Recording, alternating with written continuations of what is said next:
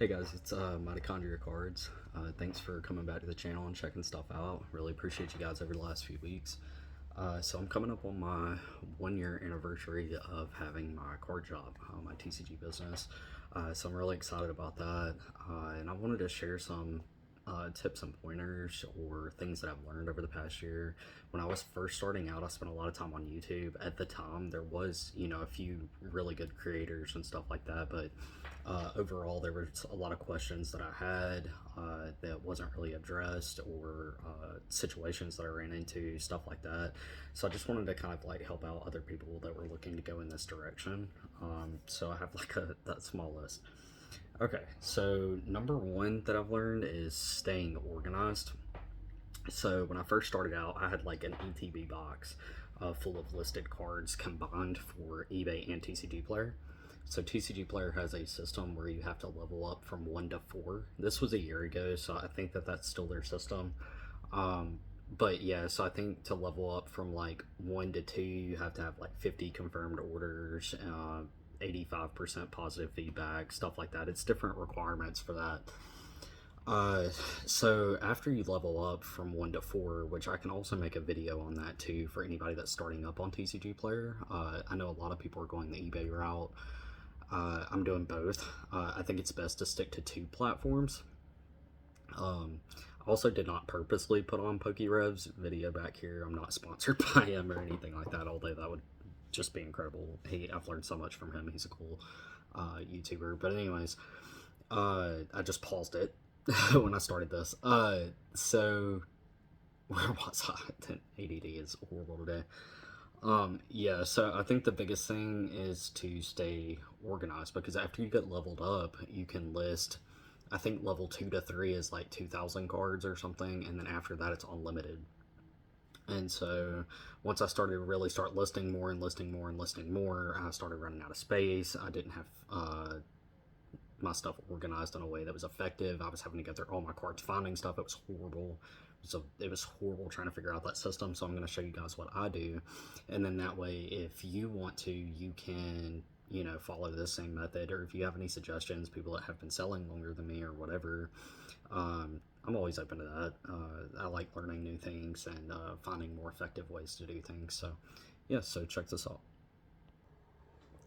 Okay, so this is my listed inventory box. It does have a top on it, so it keeps everything safe. I'm starting to run out of space a little bit in here too, so I'll probably move to a 5 row box. But anyways, so we have every single Pokemon separated out. I saw a lot of bulk on TCGplayer. I sell a lot of the higher end cards and stuff that I have, like legendary versus hollows, etc., etc. On eBay. So we have our eBay back here. So eBay Magic, eBay Pokemon, One Piece, football, baseball stuff that I also have. And then, yeah, so everything's just kind of, and then as far as Magic, because I get my bulk from, I'm really lucky. I get a lot of my bulk from my dad. And so he has like so many sets. Like, it's crazy. So I started out actually doing Magic by set. There are way too many sets out there for me to do that, so I do it by color now. So we have our lands and stuff back here, artifacts, all that kind of stuff, and then red, green, white, blue, black. So it keeps it kind of simple.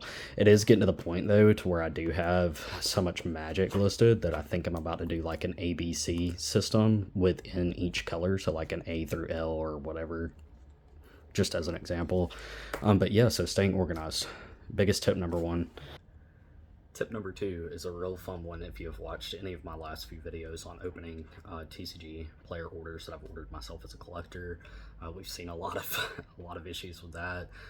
People reusing team sleeves that are really nasty, top loaders that just have grease and just stuff like that. If you put the time into packaging your product, your customers will notice that. If you take a lot of good care of your business and stuff like that, it's those small things that really add up. So I personally use top loaders, team sleeves. I have a system that I use. I don't put a packing slip into an order unless it's requested, or if they do more than 7 cards, I think is when I will do that because it adds a lot of weight. So you have like your weights that USPS has too, and I think the max is like 3.5 ounces on an envelope, but they also have like a 1/4 an inch or something like that. So when I was first starting out, I was using cardboard on both sides of all the orders that I was sending out, and it was fine for quite a while. And then I had issues with the post office just sending everything back because it was too thick and couldn't go through, whatever. So yeah, you kind of just have to figure out what works with you there on that, and I can go into further detail about that too. But clean penny sleeves and top loaders are pretty simple way to go. Also, you could include something like a personal note, something like that. That's what I do, just to show that you're appreciative of people shopping at your shop. It's real small, real simple, and I've gotten a few people reach out to me and say that they really appreciated that. So that kind of piggybacks into now customer service. So I've had to deal with a few people that were extremely unreasonable. I had somebody leave me feedback before, basically saying that I never shipped the cards. This was a few months ago. I did ship the cards. They just never got scanned in at the post office for like a week and a half, and they were behind there, and that was not really my problem. Like, I don't know what goes on there. I only marked my orders shipped as I take them to the post office at the same day. So make sure you're doing that too, because I know that there's a lot of issues with people getting orders and they'll mark it as shipped immediately, especially on TCGplayer, because sorry, my dog just walked in here. Hey, Pancake. Yeah, so make sure that you're doing that, marking same day as shipped. Let's see what else. Yeah, so he ended up leaving me bad feedback saying that I never shipped his cards. I ended up giving him a full refund. He just left really negative feedback, and he ended up getting the cards for free. And I think it was like $15 in cards or something. I don't know. But anyways, it doesn't matter. It's irrelevant. You're just always going to deal with these types of people. I messaged him. I asked him to please take down the negative feedback. eBay wouldn't do anything for me. That's kind of like another thing. Like, they're more so worried about the people that are buying on their platform, not so much selling. I haven't had really good, like, service, like, as a seller on eBay. However, TCGplayer's customer service and seller service has been outstanding. It's been great, so I haven't had any issues there. But anyways, you're gonna always run into people that are impatient, maybe trying to get free product. That's not what I'm saying about this person at all. That's not, I don't know what the issue was there. Maybe they were having a bad day, whatever. Try to give people the benefit of the doubt. You're always going to run into people like that. It's how you respond to that situation, because you don't want other customers or other people to see that you're a difficult person to deal with on the selling side. So yeah, so that's another thing. Just be kind. Your basic customer service, just say thanks so much, or like, at the end of something, or if something never arrived, which unfortunately happens because, sometimes packages go missing. It's not frequent. It's literally out of like 50 orders that I send out, like, I'd say like 75, like maybe one doesn't make it and doesn't come back to me, and that could just be an issue at the post office, whatever. But just make sure that you refund people at an appropriate time. That's another thing. I bought some stuff for my dad for Christmas on TCGplayer, and it was a month and 2 weeks, and it never got to me. So I reached out to the guy on TCGplayer. I mean, I'll tell you how I would have handled that situation. Anyways, I reached out to him, and he was like, yeah, give it till the end of next week. It was already a month and a half at this point, and he's like, and then we'll figure something out. That's not how you handle that. If it was my business, 100% would have refunded it immediately when the person reached out. That was way too much time to take from like Pennsylvania to Alabama. It's like a month and a half, and then you want me to wait another week too. And what it is that I'm pretty sure he wanted to see if I would forget about it. Those cards prices ended up going up significantly by like $3 to $4 per card, and we ordered 5 of them. And so I don't think he actually sent them out by the way that he responded to me. Could have gave him the benefit of the doubt if he would have just taken care of the situation. Anyways, that's how I would have taken care of that. So after that, saving on shipping. So eBay, you can print out shipping labels that have tracking. It's amazing. I love it. Up to $20. Now, people do that past the $20. You're not supposed to do that. My dad orders cards from there online, from eBay all the time. He'll get sent cards that are $75 with the eBay tracking. That's not okay. It's up to $20. After that, I use Pirate Ship. I save significantly on Pirate Ship. That's going to be your like ground advantage, shipping, stuff like that. So TCGplayer is a completely different situation. So TCGplayer, because I don't have tracking right now, you cannot pay for tracking per every order. I sell cards on there that are 10 cents, $1.27 shipping. I'm not going to pay $4 shipping to send that out. That's ridiculous. Hopefully they'll have a system implemented at some point where we can do that. Right now I'm using stamps and plain white envelope. Works pretty well. I've had like 700 orders, I think, close to.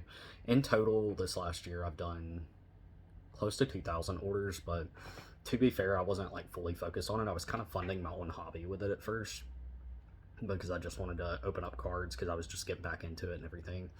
And now I'm more focused on the business side of things as well.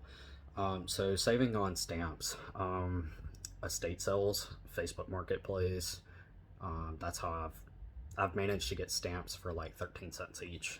Doing that, you have to just stay on the lookout for it. Sometimes you're going to win that, and sometimes you're not. If you end up having a big order day, there was one day, so I only order 100 at a time. This was right before Christmas. I had 42 orders on one day on TCGplayer alone. I had 20 something on eBay. Now this was right before Christmas, but I was not expecting that at all. So I ended up having to go to the post office, pay $15 a book, which is only like 20, which is just, it's ridiculous. But anyways, save on stamps when you can. Now you can do a blacklight check with them. From my understanding, I haven't had to do that. Knock on wood. I've had, no issues with anything like that. So you kind of just have to catch deals when you catch them with the stamps. Or if anybody else has any other suggestions for shipping, feel free to leave that below for TCGplayer. So, the leveling up on TCGplayer, and also times to post as far as eBay. So you have like a target audience that you're trying to like post stuff for. The most ideal time for me, so you can look at your sales and sell time and stuff like that on eBay, and the best that I do is past 6 o'clock in the evenings. So I'll just kind of like, because I'm really busy, I'm in grad school, and my thesis is behind me, so I'm actually like extremely busy and extremely tired right now. So I just list when I can. So I take pictures on my phone, I'll list when I'm in between classes or stepping out of the lab for a little bit, whatever, and I'll list stuff as I list them. But I do have ideal times that work better. So on the weekends, I try to post past 6 o'clock p.m. That's eBay. TCGplayer leveling up. So you start at level 1, 2, 3, and 4. I don't remember exactly what those requirements are, and I can talk about that a little bit later in a different video. So you want to list at the lowest price to get started. So it tells you the lowest price in the inventory. I think you can only list up to like 50 cards at first. If somebody has something listed at 0.8 cents, 0.7 cents, basically, because then you're going to show up on the first page. And that's what you want. People will see that and think, okay, this person probably has reasonable prices. That's how you do that. Then later on, you can, change that, whatever works for you in that aspect. Also, watch price changes, especially right now in the Pokemon world. Not so much an issue with, Magic, occasionally with Magic, but in Pokemon right now, watch your prices. I've taken a few losses. That's another thing. I've seen online, like, people will cancel orders or whatever because they don't realize that they forgot to change the prices on stuff. Don't do that. It's your responsibility to keep up with that. If you don't list it at that price or change it to that price, it's not the customer's fault. They bought it. Send it out. That goes back to the customer service thing. My last and final thing is social media. I did not get started on social media up until like 4 months ago or so, and it started on TikTok, and then there was a lot of issues with TikTok in January and whatever. I wish I would have started this a lot sooner. I'm really enjoying engaging with the community. I'm really enjoying, all the things that I'm learning from you guys here and on TikTok and, everything else. have multiple social media accounts, do different stuff on those accounts.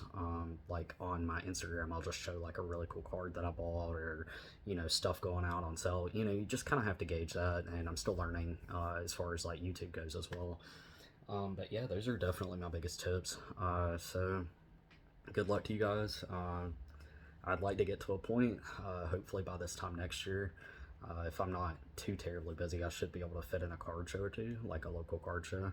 But I'm hoping to really like jump that and go into that next year and be able to do a card show and stuff. And I'm just now getting into grading, but then again, so is everybody else. So the delay time on that is just, it's rough right now. But anyways, yeah, so good luck to everybody. And I guess I'm going to celebrate my 1 year business anniversary by watching some more PokeRev and just hanging out. So y'all stay cool.